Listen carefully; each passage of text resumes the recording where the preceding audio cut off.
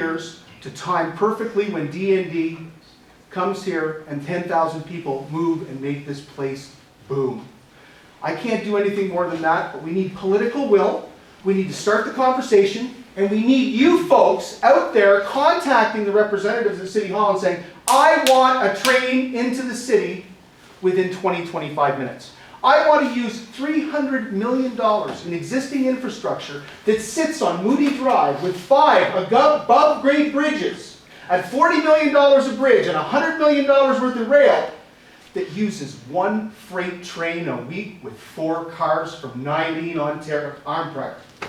That is a crime, and I'm going to change it. We, with Mike McGuire, are going to make sure that this plan lives.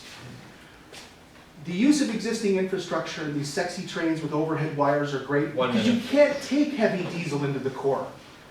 But this gentleman nailed it. It's a hub and spoke system. It has been since the age. Trains came in. Trains built this country.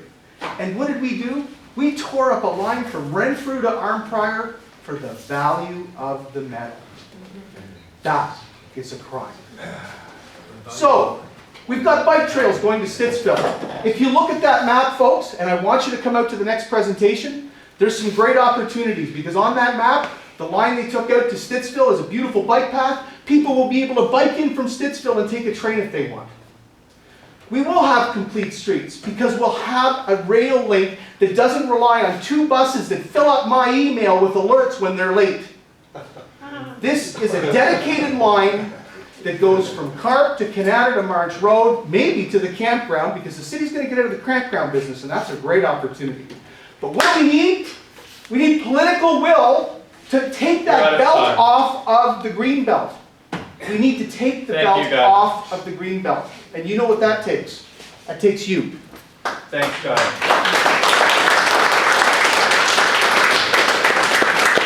Please look at the map and talk to me afterwards. I'm just trying to get everything out. And thank you, guys. Thanks. Our next question is for Scott McLaren. Scott, I often walk down the strip on Robertson Road here in Bellscorners, and let me tell you, it's a very lonely experience. If elected, what would you do to make Bellscorners friendlier for cyclists and pedestrians? You have 3 minutes. I think for cyclists, we have a great opportunity, and as I stated earlier, that's been done wrong. The city's current plan for improving the cycling infrastructure is to roll out safe zones as construction is done in order to save costs. But so long as there is a lane ending in the middle of the street, we have a danger. That needs to be completed. Really, as Craig was saying when we were at on Rogers there's a death trap sitting just off Moody there. When that lane ends and throws cyclists right back into traffic, and it's all just to save costs. That's not right. The cycle lanes need to be completed as soon as possible in order to make that feasible. That plan doesn't even start until it's finished for their plan to increase cycle traffic. In terms of pedestrians, now that's a much tougher topic in the area. I guess we are looking at, as Guy was going on, an increase in those 10,000 employees coming into DND, but we can't guarantee that they're even coming here, and they're right off the highway and using transit, until we look at bringing in friendly businesses along that strip. If we look at slowing traffic, maybe with increased police presence along the road. I've actually spoken to members of the community complaining about traffic coming in from Canada, still doing 80 right up until they hit the light at Moody and McDonald's. So there's an opportunity, for one, to get people to slow down and notice all the great things which Bellscorners does have and can have to offer, all the space we can fill. I think, on the whole, we just need we need a representative who's going to talk with the local businesses and talk with the property owners and bring people in. As soon as we start filling that and we start slowing people down so they can notice, it'll become a self-fulfilling prophecy. Those businesses will get more full because they're there and because the people will be coming through to see them. And I mean, so long as we're leaving big empty spaces in all our malls, that's not going to get fixed. So we need to get right in and talk with the owners first and foremost. And I'm hoping that'll make, for pedestrians, a much more enjoyable experience. And that's. Thank you, Scott. All right. How many people have questions they'd like to ask the candidates? Okay. And how many people have to work early tomorrow? I think we'll skip the rest of my questions and we'll move ahead. If you guys just want to form a line of questions you want to ask publicly to the candidates. No, just stand up. Don't form a line and stand up. Just stand up and take turns. Yeah. It's done to create a sequencing. Oh, fine, okay. Let's hear from voters first. Okay, we'll go from the front to the Just stand up back. and say your question. You don't have to stand in line. And you can ask, you can ask one of the candidates or all of the candidates, whichever ones, that's fine. So go ahead. And just say your name and where you live and then your question. Okay, Nancy Thayer, and I am a representative from PAWS. It's a local animal welfare organization, and this question is for all three of you. Thousands of homeless animals are euthanized each year. We would like to see Ottawa become one of the many cities that have bylaws ending the selling of pets in retail outlets and instead promote adoption, through shelter and rescue groups. If elected, will you support a bylaw amendment to stop the sale of cats, dogs, and rabbits in Ottawa pet stores? Thanks for the question. Okay. So I think what we'll do is we'll give each candidate 1 minute to answer that. And we'll start with Guy since you're going to start talking. One of the first questionnaires that I received after registering on August 13th was from PAWS. I absolutely agree with the city bylaw that would eliminate the sale of puppy mill animals in retail locations in Ottawa. It is something that they're trying to get rid of in Quebec, which is a major source of the problem, and we're very familiar with a lot of those issues. And it's just not right because we've got a lot of organizations and a lot of animals that need care right now, and the actual manufacture and sale of these animals in puppy mills should be outlawed, but we can't do that. But we can at least limit the sale of them in our city. So I fully endorse and would vote for any motion that would ban such practices in the city of Ottawa. Thank you, Guy. Okay, it's a no-brainer, yes. Pet stores should not be able to sell pets. If you go to Bayshore, they'll sell you a nice bunny there. And I totally agree with the PAWS people, and I want to congratulate you for the great job you've done in this election, because I know you come to every single meeting, and you got your question in first, even though you don't live in this ward, and it's not everyone's issue, but I totally support you, and you're running a great campaign, and so you're getting all this attention. So I support not selling, but in Bellscorners, none of the pet stores sell animals. But this is for the city of Ottawa. Well, this is a college word. Yes, but you have a She's vote. asking if you support the bylaws. Yes, I do, yes. Okay, thank you, Craig. Scott, would you like to answer the question? Yeah, I believe it goes without saying, just as the other two have said, without a doubt, I would support any bill to stop the sale of the sale of puppies from puppy mills in the businesses. My sister actually works at Global Pet Foods, and I know you can run a business just fine without Absolutely. anything like that. So without a doubt, I would support that. Thank you, Scott. Okay, I think Alex, you had a question next. Let's hear from the voter, someone in college board. Well, No, see, he's not from college board. do I scare you, Craig? Ask the question. That's Okay. we work for. Question. So here's my question. The BIA, through our budget on an annual basis, at the end of 2012, at the beginning of 2013, completed a retail gap analysis study, which It's a waste of money. I'm sure if you were to ask most businesses is actually kind of our roadmap to success. I've read All it. 18 of the BIAs in the city of Ottawa have completed the exact same study. And the most successful business districts in the city have followed that roadmap to success. So my question to you is actually really quite simple. Number one, how many of you have read it? That's number one. Number two, we hear a lot about how we're, high vacancy rates and all this, but, so I'll ask you this. How do you genuinely think we're going to fill those vacant spaces? Since we're all experts on business. Okay, I'd like to start with that because I've got something in my mind. The other day, Alex Lewis presented a question to Mayor Watson and Mike McGuire at the Chambre de Commerce, le regroupement des gens d'affaires de Ottawa. In his first term, Mark Taylor got a community improvement plan. First term. You've got a councillor who's been here 4 or 5 terms. A CIP has been agreed to by this gentleman and Mr. McGuire, hopefully the next mayor of Ottawa, with regards to what is a CIP. I'm going to let Alex explain that. But he's posing the questions. And I think he's doing a good job with what he has. Because that's the problem. We bring more people in, easier transit, more affordable transit, but we're still geographically challenged with the green belt. Are you getting sick of hearing that tonight, folks? Yes. Oh, I can't do anything about that. That's one thing I can't do. But to answer your question, the gap analysis is basically because of the big, the business disruption that moved to Connecticut. That's time, guy. Okay, thanks. Scott, did you want to answer that? Yeah, well, of course. I haven't read this. I don't know the study, but I know for a fact that no one can get in and run this all on their own, and that it's through the help of people who are doing these studies that any success is going to be had improving it.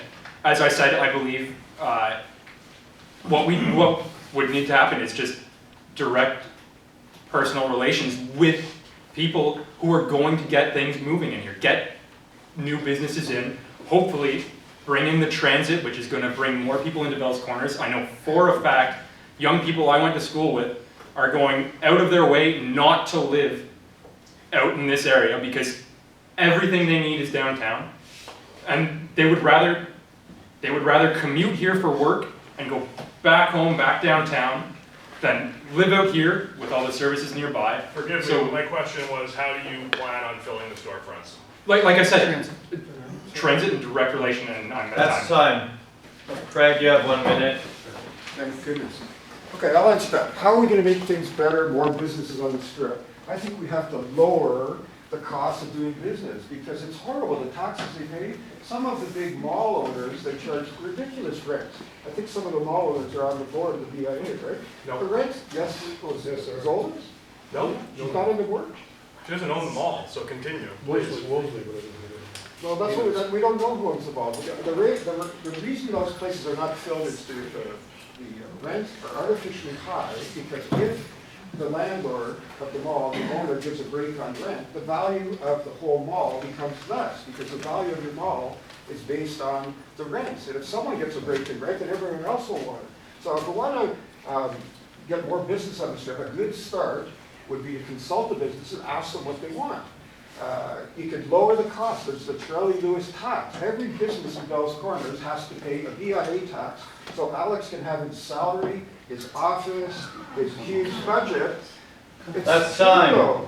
Get rid of that. Craig, you're out of time. Did anyone else have questions? A related question. Sure, go right ahead. My question. I believe that the Councillor for Colin Lord also sits on the Board of Management of the BIA. Provincially regulated, yes. Continue. Also sits on the Board of Management of the BIA. Bellscorners is Alex, the Let the man BIA, ask his question, please. it's a little short question. Yeah, go ahead. Okay, the BIA is to represent the interests of his constituents. The BIA, okay, the councillor represents the interests of his constituents and the businesses, both. There's been a lot of friction between the BIA and the residents of Bellscorners. There has been. Not the least of which is the Lloyd Francis Boulevard fiasco. yes. Okay? Communications with the BIA have been difficult, if not impossible. That's true. Alex Lewis, the executive director of the BIA, repeats the mantra over and over again, but I don't represent the residents. I hear that every time. Represents Rick. Rick represents on council and on the Board of Management. He does represent them. So my question, what would you do to improve the relationships between the business represented by the BIA and the residents, the people of Bellscorners. Thank you. Thank you very much. I'd like to start out that the first reason to do that is change your counselor. Yes, yes. Change your counselor.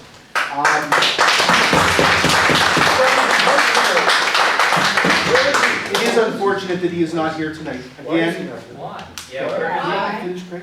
Sorry. Let me finish. You'd have to ask his representative standing in the back of the room. I'm not aware. I'd like to focus on what we're going to do with the Answer the question. question. Stand up. With the question. Stand up, your voice carries. Oh, excuse me. Okay. Can we Please. start the clock then now? My 1 minute? Yeah, go ahead. Okay. I can't believe there's no microphone, but. With regards to Alex Lewis, he's a very, very bright man, and I would really, really look forward to working with him. We've got a lot of challenges here. We can all point fingers and everything else, okay?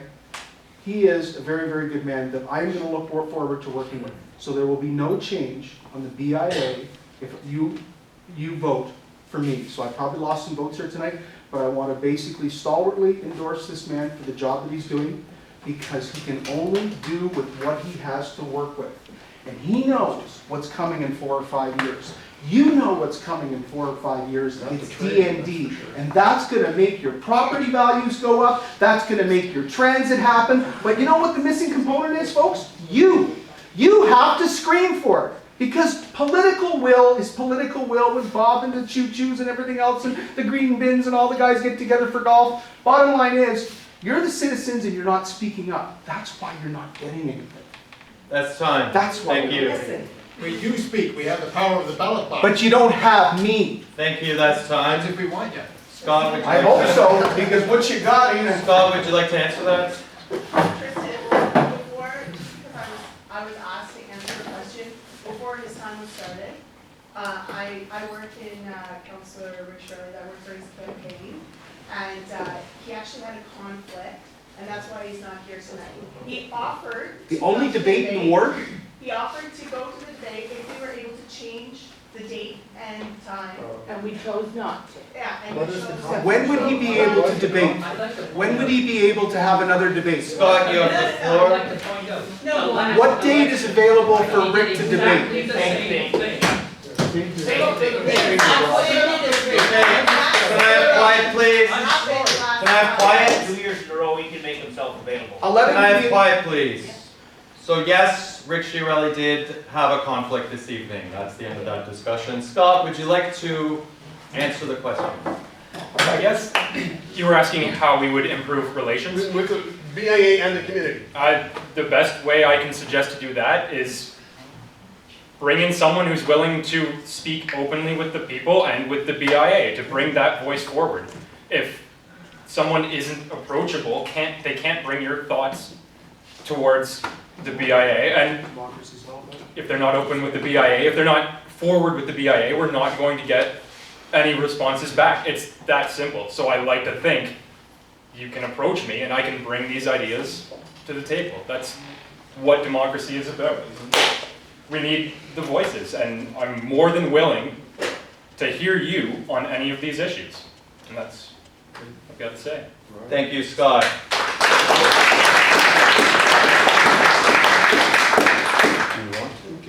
Okay, go ahead, Craig. You have 1 minute. Okay, I'd just like to say that it's nice that I agree too about Alex. You know, I know we've had differences over the years, so I hope we're still friends. It's just politics, but maybe not. But unlike Guy, no, I think that the next executive director of the BIA and all the power that goes with that should be decided by the businesses. Yes, if I were elected councillor, I would sit on the board, but I wouldn't choose. I would let the businesses consult on the businesses. And that's what the businesses here at Bellscorners are complaining about. Where we had Lloyd Francis Boulevard, where we had the formation of the DIA, there was no consultation. It was in the papers. You claimed that you told all the businesses, and all the businesses were in favor of Lloyd Francis Boulevard. And then the community rose up, we did the petition, and we did some research, and that was not true at all. And I think it's the same situation now, that really, Alex, you're elected by, you have this meeting here. It's the same as the community assistants, that little secret meetings that no one knows about. For example, the AGM tonight, how many people came to the AGM tonight were here? I counted about 5 people. That's time. Thank you.